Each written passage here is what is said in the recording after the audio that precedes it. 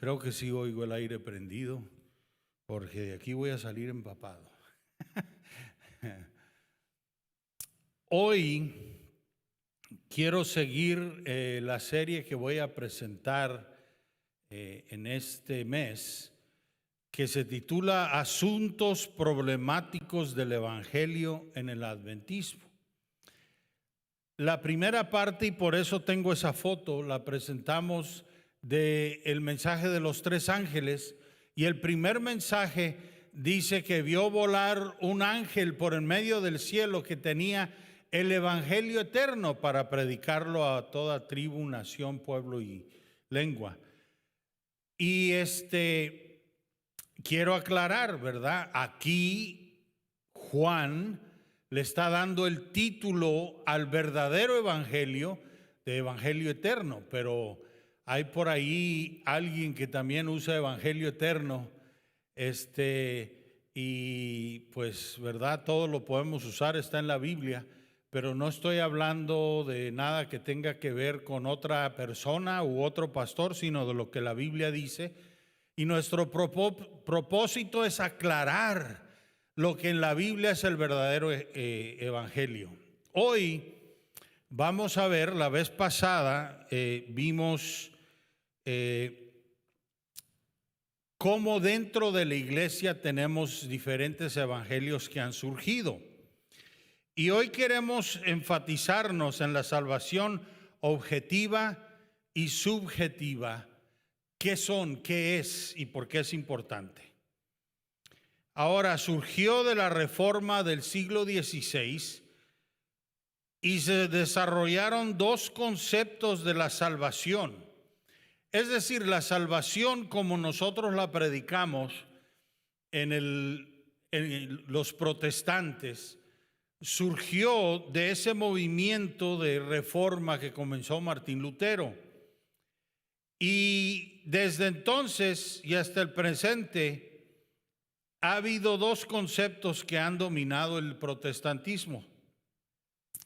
La más popular hoy en día es la de Juan Calvino, el concepto calvinista de la salvación. Juan Calvino es el que está arriba, abajo es Arminius, Jacobo Arminius. Y van a ver cómo tiene esto que ver con lo que estamos presentando. De acuerdo a este concepto, en el otro grupo tenemos a los arminianos, adherentes de la doctrina de Juan Arminius. Ahora sí vamos a lo que dice Calvino. De acuerdo al concepto calvinista de la salvación, Dios verdaderamente redimió o reconcilió para con sí mismo la raza humana a través de Cristo en la cruz del Calvario. Sin embargo, ya que la Biblia claramente enseña que no todos serán salvos, es decir, que algunos se perderán, los calvinistas enseñan que Cristo no murió por toda la humanidad en la cruz, sino solamente por aquellos a quienes Dios predestinó para ser salvos. Por lo tanto, ellos creen en una expiación limitada. En el otro grupo tenemos a los arminianos, adherentes de la doctrina de Jacobo Arminius, y ellos enseñan que Cristo murió por toda la raza humana en la cruz. Sin embargo, de acuerdo a su punto de vista, Cristo en realidad no salvó a nadie en la cruz. Murió por todos, pero no salvó a nadie en la cruz, sino que simplemente hizo provisión para nuestra salvación. Por lo tanto, para que esta salvación llegue a ser una realidad tangible, uno tiene que cumplir con ciertos requisitos. Uno es a saber, creer, arrepentirse y confesar todos sus pecados. Solo entonces te pondrá Dios en Cristo y te salvará. Ahora la pregunta ¿es eso lo que dice la Biblia. Ambas teorías de la salvación defienden su posición con las Escrituras. Ambos grupos han estado involucrados en una guerra verbal por los últimos 400 años, sin indicios de reconciliación. Ambos están presentando ciertos aspectos de la verdad, mientras que ambos han ignorado ciertos textos bíblicos. Vamos a ver qué textos han ignorado. Aquí, como está en la pantalla, los calvinistas tienen gran dificultad explicando los textos universales del Nuevo Testamento, que dicen que Cristo vino a salvar a toda la raza humana.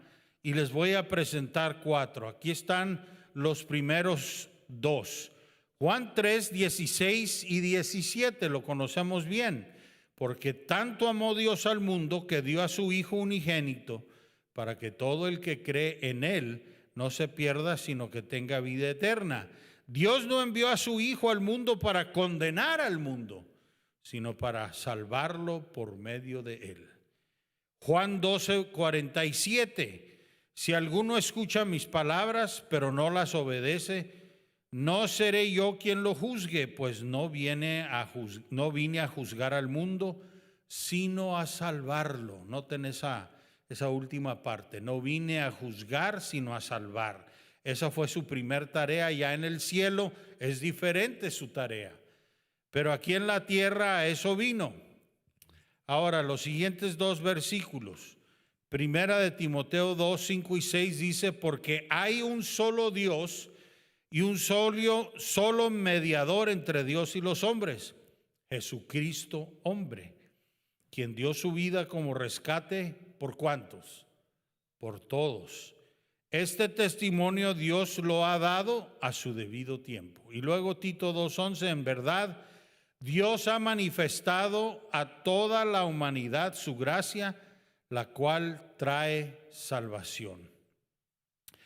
Los arminianistas tienen gran dificultad, y creo que lo escribí aquí, explicando los textos que claramente dicen que en la cruz Dios realmente salvó a todos.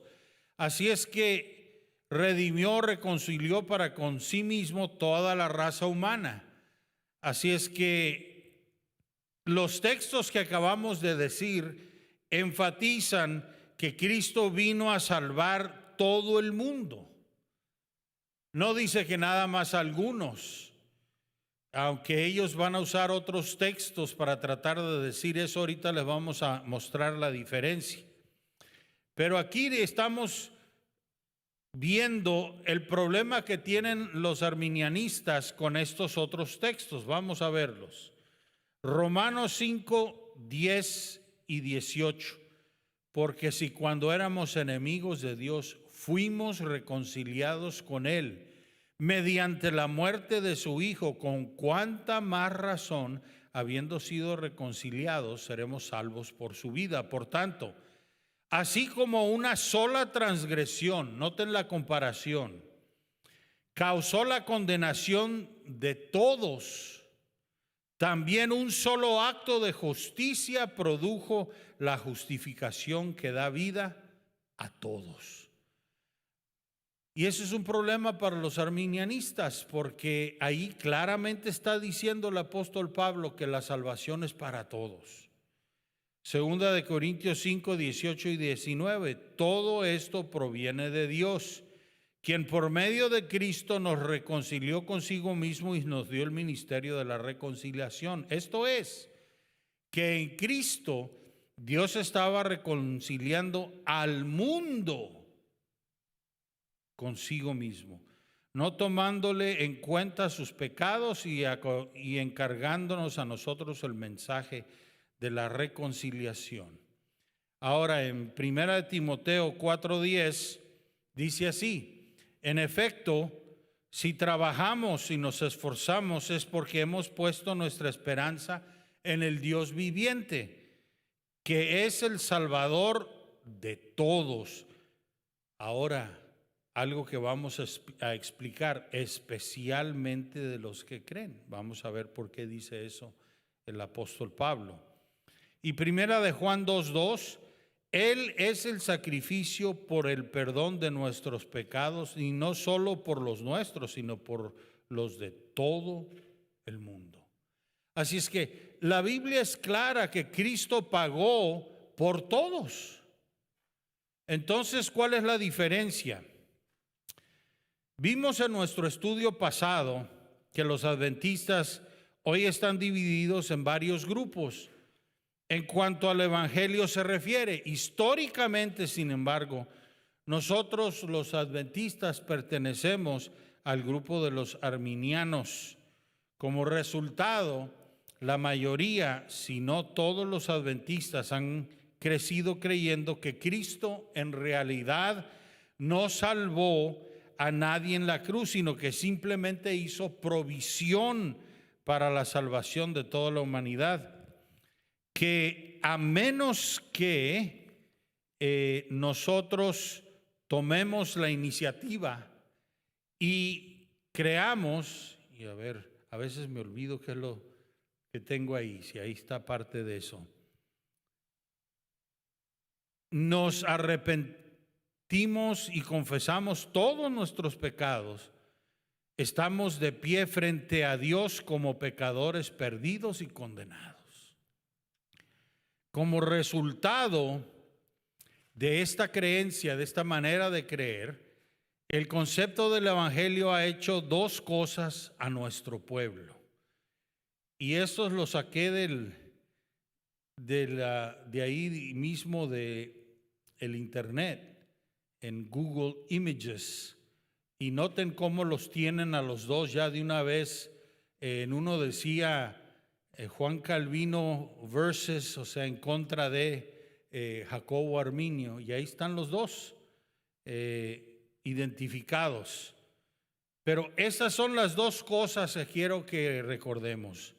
Como todavía estamos batallando con el problema del pecado, no importa cuántos se esfuercen, muchos adventistas se preguntan si su arrepentimiento ha sido genuino. Esto a su vez le ha robado a nuestro pueblo la seguridad de la salvación. Y ahorita vamos a ver de qué se trata eso porque es muy importante. La seguridad de la salvación. Por lo tanto, la mayoría de los adventistas están inseguros de su salvación. El estudio de Value Genesis confirmó, hecho aquí en la Universidad de la Sierra, dirigido por el doctor, profesor y pastor Bailey Gillespie, confirmó este hecho cuando la mayoría de nuestros jóvenes admitieron que no tenían seguridad de su salvación porque su conducta no estaba cumpliendo con las altas normas de Dios. Entonces ellos estaban viendo la salvación como algo que equivale a poder guardar la ley, y eso no es cierto. Segundo problema, añadido a este problema es el hecho de que cada vez que uno peca, uno deja de estar justificado, es lo que ellos dicen, hasta que se confiese ese pecado. Así es que uno entra y sale de la salvación y entonces no hay seguridad. Esto le ha añadido al problema de no tener seguridad de nuestra salvación. Como resultado de este problema bifacético, ha producido un pueblo que está experimentando una falta del gozo de la salvación y que está tratando de vivir la vida cristiana, ya sea por temor del juicio o por un deseo de llegar al cielo. Pero la mayor tragedia de todas es que la manera de pensar arminianista ha llegado a ser una verdadera piedra de tropiezo para muchos adventistas. Cuando escuchan las verdaderas buenas nuevas del evangelio, les suena como herejía o es demasiado bueno para creer. Y como han escuchado el dicho, que si parece ser demasiado bueno, entonces no es cierto. Eso es lo que asumen. está más allá de lo creíble, dicen algunos de ellos. Una de las grandes áreas de dificultad es la diferencia entre la salvación objetiva y la salvación subjetiva. Y esto ha llegado a ser un gran problema para muchos. Y este es el asunto problemático que quiero presentar hoy. ¿Qué quieren decir estos términos teológicos? A ver, ahorita vamos para allá. Cuando uno lee la Biblia, especialmente el Nuevo Testamento, uno se da cuenta que por un lado las Escrituras hablan de la salvación como un hecho ya realizado, mientras que del otro lado es un proceso en desarrollo. A ver si eso sí lo puse ahí. Sí. Mientras que del otro lado es un proceso en desarrollo que se terminará hasta la segunda venida de Cristo. Ahora, yo creo que ya más o menos se van dando cuenta por dónde está el asunto, por qué la falta de entendimiento. En otras palabras, la Biblia describe dos fases de la salvación, una objetiva y otra subjetiva. Por un lado, un cristiano puede decir, ya he sido salvo o estoy salvo, mientras que por el otro tiene que admitir que está siendo salvo y será salvo. Esto es una paradoja y es por eso que muchos tienen dificultad aceptando este doble concepto de la salvación, pero la Biblia está llena de paradojas que ya hemos aceptado. Por ejemplo, veamos a Cristo mismo. Creemos que era Dios y humano a la misma vez. Eso quiere decir que era inmortal y mortal a la misma vez. Esta es una paradoja. O consideremos como cristianos, de acuerdo a la verdad de la justificación por la fe, somos pecadores y justos o justificados al mismo tiempo, lo dijo Lutero. En nosotros mismos somos pecadores, mientras que en Cristo estamos justificados. Nuevamente, esta es una paradoja.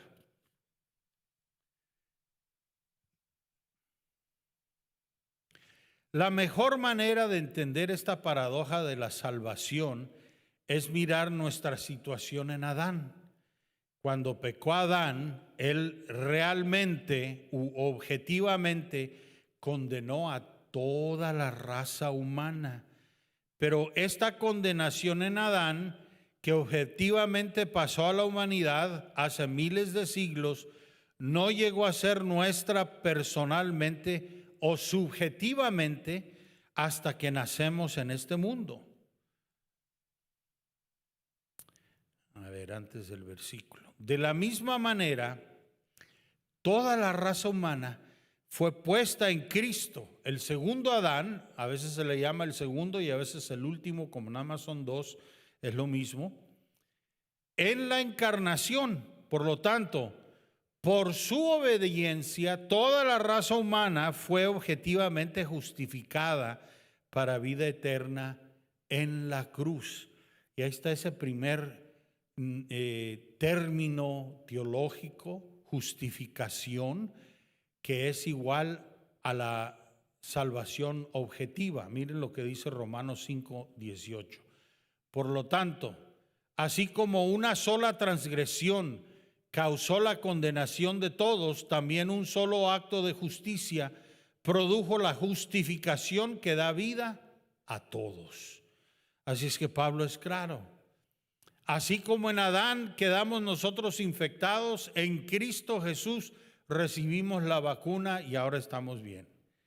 Pero esta salvación objetiva no llega a ser personal o subjetivamente nuestra hasta que experimentamos el nuevo nacimiento. Miren lo que dice Juan 3:3. De veras te aseguro, en la Reina Valera dice, de cierto te digo, esta es la Nueva Internacional, que quien no nazca de nuevo no puede ver el reino de Dios, dijo Jesús. Así es que ahí vemos algo que tiene que suceder, un nuevo nacimiento. Pero hay una diferencia mayor entre estar subjetivamente en Adán y subjetivamente en Cristo. Miren la diferencia. Nuestro nacimiento en Adán fue a través de la procreación y no fue nuestra decisión.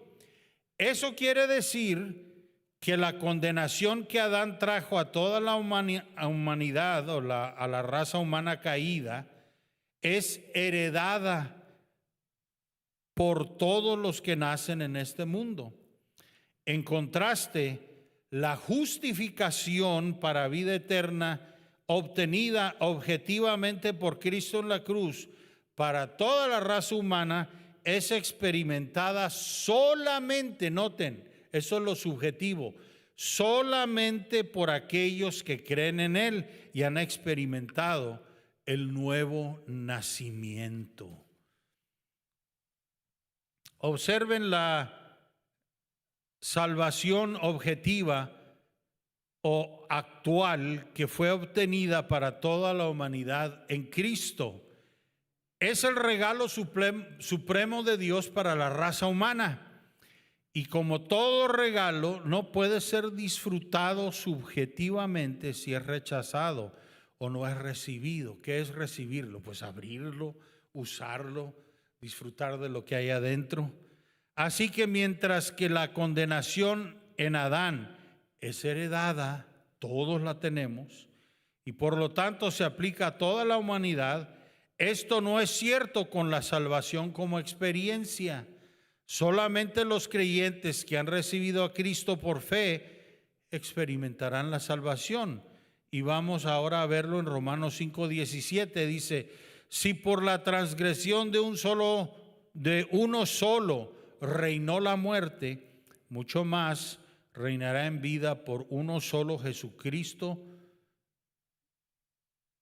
los que reciben la abundancia de la gracia y el don de la justicia. Algo leí mal. Solo en la muerte. Mucho más reinará en vida por uno solo, Jesucristo, los que reciben la abundancia de la gracia y del don de la vida. Entonces, todos por la transgresión de uno morimos, pero muchos van a reinar en vida por uno solo, que es Jesucristo, porque van a recibir la abundancia de la gracia y el don de la justicia. ¿Cómo? Aceptando lo que Cristo Jesús hizo por ellos. Cuando consideramos los hechos objetivos de la salvación, estamos viendo el Evangelio del punto de vista de Dios. Y de acuerdo a Dios, ya nos ha redimido o salvado a toda la humanidad en Cristo Jesús. Ya pagó el precio. No se va a pagar otro precio. Pero cuando consideramos la verdad subjetiva de la salvación, la estamos mirando del punto de vista del hombre. Y de nuestro punto de vista, solamente los creyentes van a ser salvos. Dios salvó a todos, pero ahora nosotros tenemos que decidir. Y eso es lo que Juan Calvino y Jacobo Arminius están en desacuerdo, pero no sé por qué no se han unido. Porque como dice Juan Calvino, sí, en realidad salvó a todos. A todos nos predestinó para que fuéramos salvos. Pero su predestinación no es una obligación, y ellos lo enseñan como una obligación. Ellos dicen que si Dios lo escogió a usted para salvarlo, no hay nada que usted pueda hacer para no salvarse. Y eso no es cierto, porque nos quita el libre albedrío y Dios nos hizo libres. Lo más hermoso del plan de Dios es que no forza a nadie, no es por la fuerza, es por una decisión. Y el problema con Arminius es que dice, bueno, entonces no pagó por todos. No, sí pagó. No es solamente algo potencial.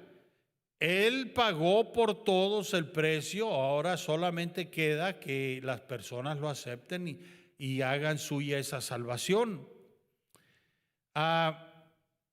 Así es que es por esta razón que la Biblia claramente enseña que nadie se va a perder por haber nacido un hijo de Adán. La única razón por la que alguien se va a perder es porque deliberadamente y finalmente rechazaron los hechos objetivos de la salvación de Cristo. Dios no quería que se perdiera todo el mundo antiguo, el mundo antidiluviano. Se hizo un arca para que entraran las personas. Por 120 años se les invitó a entrar, pero no quisieron, solamente 8 entraron. ¿Por qué se perdieron? Porque no escogieron entrar a lo único que los podía salvar. El arca representa a Cristo. Cristo es el que nos salva. Así es que la Biblia claramente enseña que nadie se va a perder simplemente por haber nacido hijo de Adán. Miren lo que dice Marcos 16, 15 y 16. Les dijo Cristo Jesús: vayan por todo el mundo y anuncien las buenas nuevas a toda criatura. El que crea y sea bautizado será salvo, pero el que no crea será condenado. La condenación viene por no creer. No es algo arbitrario. Miren este otro texto, Juan 3, 18 y 36. El que cree en él no es condenado, pero el que no cree ya está condenado por no haber creído en el nombre del Hijo unigénito de Dios. El que cree en el Hijo tiene vida eterna, pero el que rechaza al Hijo no sabrá lo que es esa vida, sino que permanecerá bajo el castigo de Dios. Y usted va a decir, bueno, y entonces los que nunca supieron de Cristo Jesús, noten, los que se van a condenar es por no haber creído. Así es que claramente está diciendo que usted tiene que saber acerca de Cristo Jesús y las buenas nuevas y rechazarlas para poder quedar condenado. Ahorita vamos a hablar más de eso. Mire Hebreos 2, 1 al 3. Por eso es necesario que prestemos más atención a lo que hemos oído, no sea que perdamos el rumbo, porque si el mensaje anunciado por los ángeles tuvo validez y toda transgresión y desobediencia recibió su justo castigo, ¿cómo escaparemos nosotros si descuidamos una salvación tan grande? Esta salvación fue anunciada primeramente por el Señor y los que la oyeron nos la confirmaron. Ha sido pasada a nosotros. Otro texto en Hebreos 10, 26 al 29. Si después de recibir el conocimiento de la verdad pecamos, ¿cómo? Porque todos pecamos, obstinadamente. Eso quiere decir que es a propósito, a sabiendas que nosotros queremos hacer eso. Eso es estar en rebelión contra Dios. Obstinadamente, ya no hay sacrificio por los pecados. Hemos rechazado al que nos puede perdonar. Solo queda una terrible expectativa de juicio, el fuego ardiente que ha de devorar a los enemigos de Dios. Noten, aún ahí está identificando a quienes va a devorar, a los enemigos de Dios. Uno tiene que ser un enemigo para perderse, escoger ser un enemigo. Cualquiera que rechaza la ley de Moisés moría irremediablemente por el testimonio de 2 o 3 testigos. ¿Cuánto mayor castigo piensan ustedes que merece el que ha pisoteado al Hijo de Dios, que ha profanado la sangre del pacto por la cual había sido santificado y que ha insultado al Espíritu de la gracia? Está aquí describiendo actos que son hechos a propósito. Además, porque Dios verdaderamente redimió, creo que hasta ahí digamos, verdaderamente redimió toda la raza humana en Cristo. Miren lo que puede hacer Dios. Dios puede llevarse al cielo a todos los que nunca escucharon el evangelio, sin tener culpa ellos, pero que fueron fieles a la luz que tenían. Así es que Dios dice, ellos no me rechazaron abiertamente, vivieron a la luz que ellos habían recibido. No importa cuál haya sido la luz.